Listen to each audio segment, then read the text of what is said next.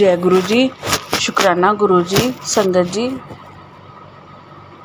मैं निशा आज आप सबसे अपना नई ज़िंदगी का सत्संग शेयर करने जा रही हूँ कि कैसे गुरुजी ने मेरे को मेरी लाइफ ब्लेस की, कैसे उन्होंने मेरे को मौत के मुंह से निकाल कर ज़िंदगी दी और इस लायक बनाया कि आज मैं आप लोगों के साथ अपना सत्संग शेयर कर पा रही हूँ।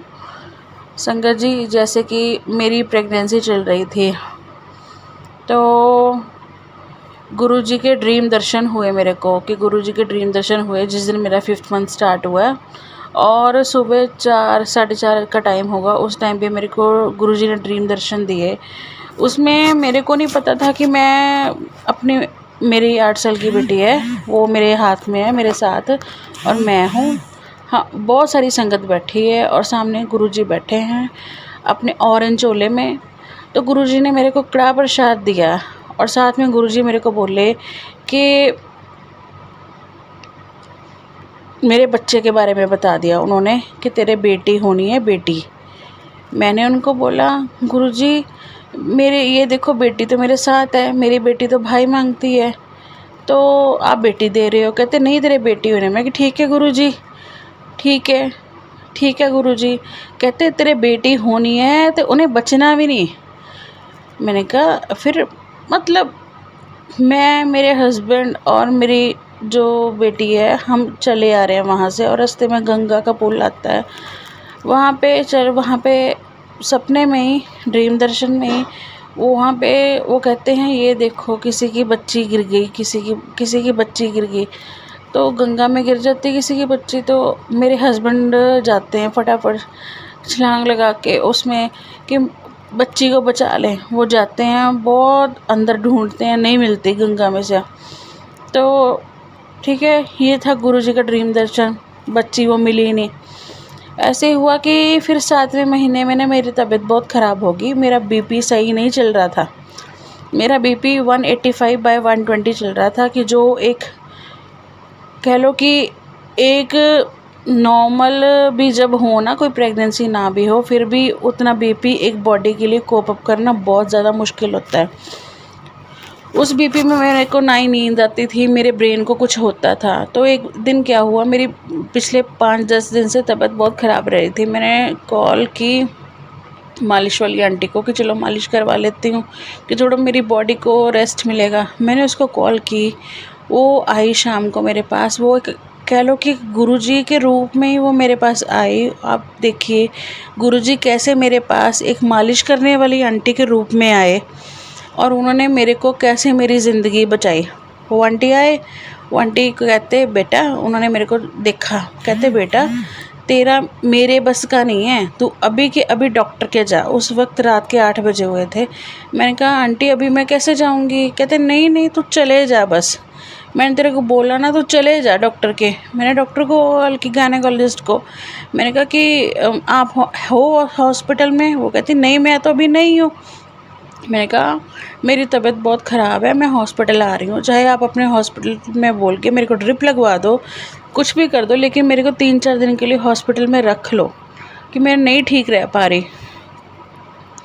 वो कहते चलो ठीक है, आप ऐसे करो, अभी मैं स्कैन वाले डॉक्टर को कॉल कर देती हूँ, आप जाओ, ऑन रिक्वेस्ट मैं आपकी स्कैन अभी करवा देती हूँ और आप स्कैन करवा के सुबह मेरे पास हॉस्पिटल आ जाना।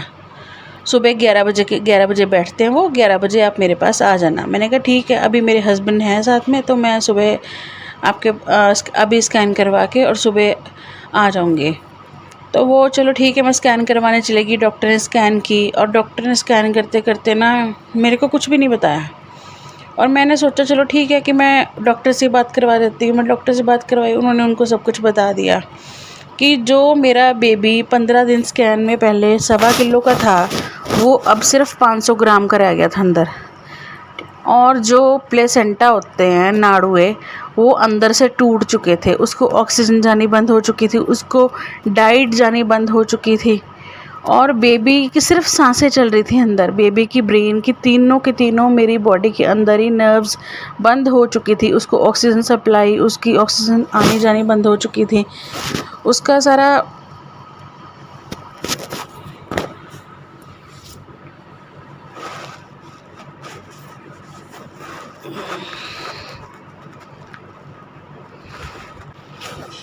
तो उसने बोला कि इमिजिएटली, डॉक्टर को कॉल की, इमिजिएटली इनका ऑपरेट करना पड़ेगा। ठीक है, मैं गई, मैंने कहा कि डॉक्टर कहते आप अभी हॉस्पिटल आ जाओ, हम आपको इंजेक्शन दे देंगे जिससे ना बेबी की लंग्स खुली रहेंगी और सुबह हम आपका ऑपरेट कर देंगे। ठीक है, मैं हॉस्पिटल गई, उन्होंने आईसीयू में मेरे को इंजेक्शन दिए, मेरा बीपी लो करने के लिए बहुत सारी मेडिकेशंस मेरे को दी, लेकिन कुछ भी काम नहीं कर रहा था कि इतनी आईसीयू में इतने इंजेक्शन और मेडिकेशंस के बाद भी मेरे ऊपर कुछ भी काम नहीं कर रहा था कि मेरा ब्लड प्रेशर डाउन हो जाए।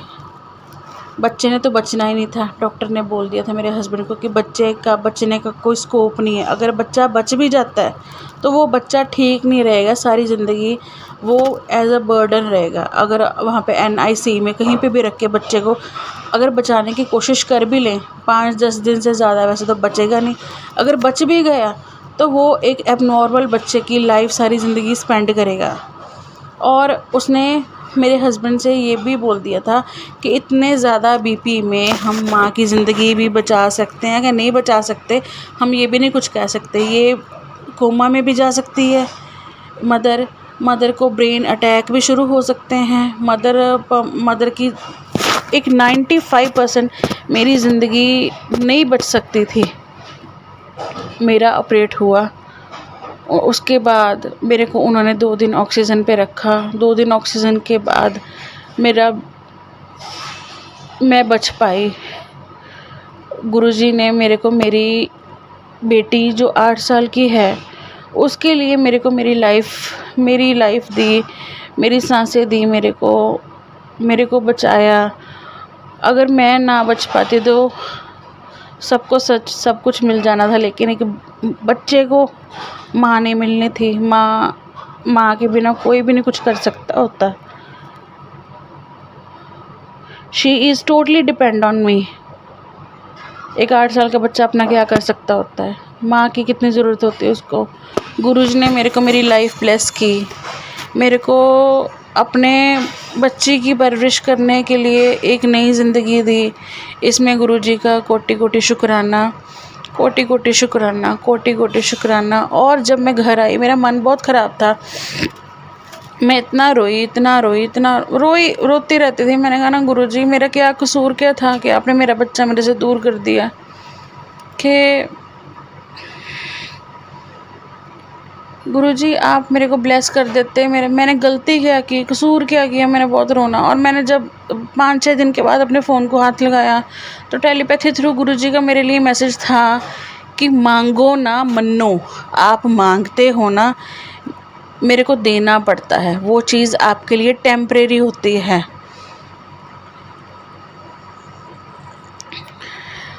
और मैंने कहा गुरुजी हाँ मैंने तो बहुत मांगा था, मैंने धक्का किया था। ठीक है, मैं आगे से धक्का नहीं करती, मैं नहीं करूँगी ज़िंदगी में, अब कभी भी ज़िंदगी में मांगूंगी नहीं। मैं बस अब यही बोलती हूँ कि गुरुजी हाँ ये मेरी ज़िंदगी के आप, मेरी ज़िंदगी की डोर आपके हाथ है। सतगुरु मैं तेरी पतंग, जैसे मर्ज़ी आप मेरे को कर लो, चाहे इधर को ले जाओ चाहे उधर को ले जाओ। मेरी बस आई सरेंडर्ड माई सेल्फ टू गुरुजी। मैंने अपनी ज़िंदगी उनको सरेंडर की हुई है कि गुरुजी ठीक है ये मेरी लाइफ नहीं है, ये मैं आपके हाथों में हूँ। चाहे जैसे मर्ज़ी मेरी ज़िंदगी को चला लो, मैं वैसे चलने को तैयार हूँ। और आज गुरुजी ने मेरे को ब्लेस किया, गुरुजी ने मेरे को एक नई ज़िंदगी दी, उसके लिए गुरुजी का कोटि कोटि शुक्राना। जय गुरुजी।